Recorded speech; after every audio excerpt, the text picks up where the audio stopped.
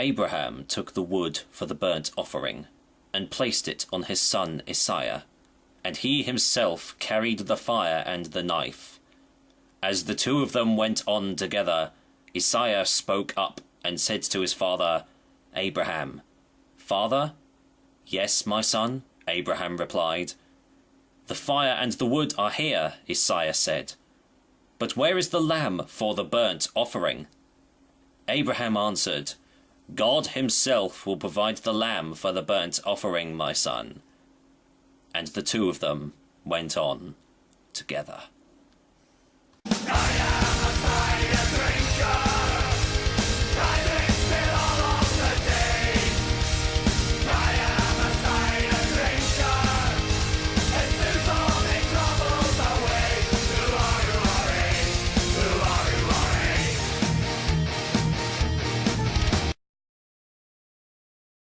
Hello there, ladies and gentlemen, and welcome once again to another episode of The Cider Drinker. And that little passage that you heard at the start of this video was from the third of three St. Paul's cidery ciders that I'm going to be trying for the show, courtesy of Orchard Box. I've had their Lucifer Dry, I've had their Pagan, and their latest offering, as you saw in the video, is their Sacrifice. I've said it in every other video that I've done of theirs. Their labelling is just awesome. I would wear that as a t-shirt, and funnily enough, you can get the Lucifer Dry logo in a t-shirt, which is awesome. But yeah, there you go. There's the passage on the back there. That whole thing. And that is all you get for a description of that of this cider, so I have no idea what it's going to taste like, what sort of styled cider it is. The only thing I know is that it's only 8%. It says it right there. It's only 8% ABV. What are you worried about? And the other thing, the other really good thing about St. Paul's ciders is that they come in 568ml bottles. Yes, we have a full pint of cider here rather than the normal 500ml. So St. Paul's Cidery is located in Bristol, and funnily enough, later on in the year, I'm going to be taking a trip up to Bristol, so I'll be keeping an eye out for these guys for sure. And I'll also be going to Bristol Cider Shop at last to, you know, hopefully check out some of their wares. But yeah, there we go. Can't tell you anything else. Serve in a cool, dry place. Nice little touch of humour there. And yeah, it's vegan friendly, and that's all I'm getting. I'm going to assume that it's going to be quite dry, quite tannic, maybe a bit oaky as well. Who knows? Let's waste no more time. I've been really looking forward to trying this one for a long time. So let's get this top off and see what I make of it. Well, the first thing is it's still... Ah, bloody hell. You know what? This shows you how much I pay attention. It says right on the front there, you probably even saw it already, strong, dry cider. Well, there you go. It's going to be a dry cider. Shows me for not looking. Anyway, let's go in for the whiff test.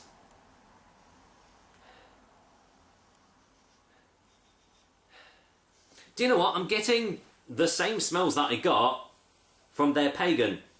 But I have a feeling that it's not the true smell, so I'm going to actually pour it into the glass and get a proper sniff. Now, yeah, it's definitely still. Whether it was beforehand or not, I don't know. But there we go. Right, I am definitely keeping that bottle that's going into my drinks cabinet. But there we go. There's the colour, and well, yep, still slight haziness about it actually, not completely filtered, and really lovely light golden colour. Look at that, that looks absolutely lovely in the glass. So what does it smell like?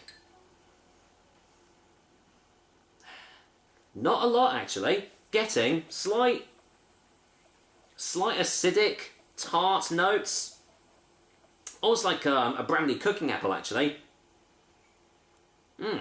Yeah, it definitely does smell quite like it's going to be quite a tart, astringent tasting cider, but, well, only one way to find out, and that's to actually, well, give it a go. Cheers, guys. Here's to St. Paul's Sacrifice, courtesy of Orchard Box. Cheers.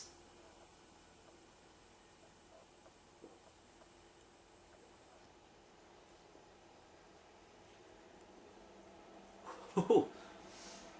Oh yeah, that is strong. That is tart. And yet, it's quite fruity on the aftertaste. Let's get a second opinion.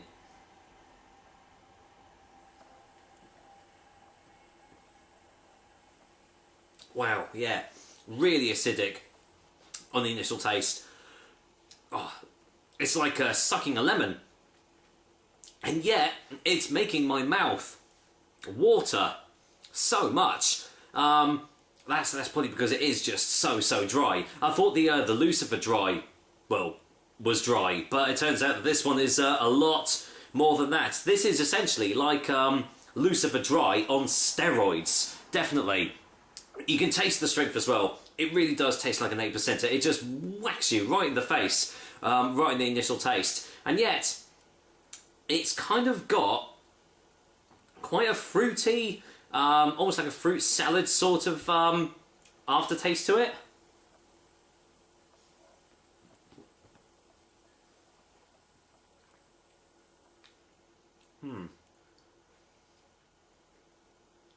Yeah, I can see this appealing to quite a small crowd because it is really it is quite acidic on the tastes, really quite astringent.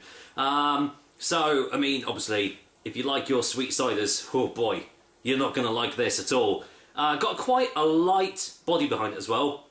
Nothing full-bodied at all in this. Which kind of makes it a little bit easier to drink, surprisingly. But would it have benefited from having carbonation? Oh, excuse me.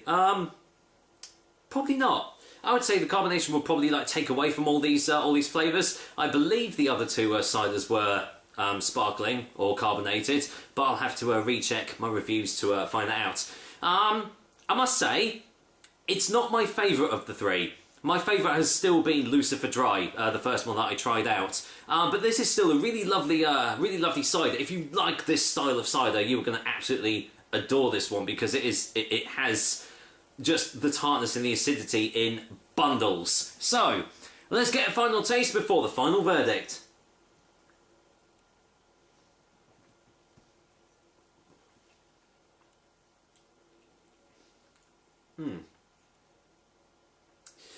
Yeah, I still really like the tastes, but I do feel that it's lacking a little something. It's lacking a little bit of character behind it.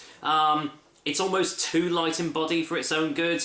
I know I've just kind of contradicted myself there, but you know, it's lacking a little something to make it as good as the Lucifer Dry and the Pagan, in my opinion. But don't let that put you off. It's still really lovely cider in this sort of style anyway, and it's definitely worth a go if you get a hold of it, even if it's just to keep a hold of the bottle, because I mean these guys' bottles are just absolutely amazing, and they have some really good drinks inside them. So, for a final verdict, St. Paul's Sacrifice is going to get a 7 out of 10.